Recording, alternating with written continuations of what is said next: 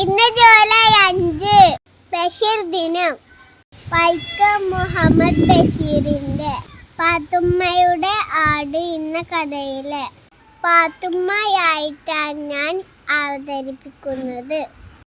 എൻ്റെ പേര് പാത്തുമ്മ, ബഷീർ ഖാന്റെ പെങ്ങളും. ഞാൻ ആടിന് തിന്നാൻ കൊടുത്തിട്ടില്ലല്ലോ. ഞാൻ എൻ്റെ ആടിന് തിന്നാൻ കൊടുക്കാൻ പോട്ടെ. ആ പള്ളിന്റെ പുറത്ത് പയച്ച് കിടക്കുന്നുണ്ടാവും ആട്.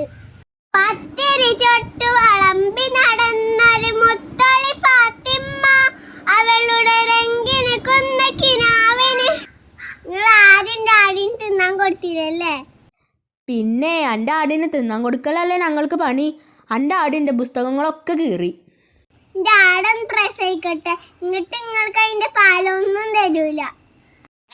നിങ്ങളുടെ വർത്താനം പറ്റിക്കൊന്നും കാര്യമില്ല. ഞാൻ ആടിന് തിന്നാൻ കൊടുക്കാൻ പോട്ടെ.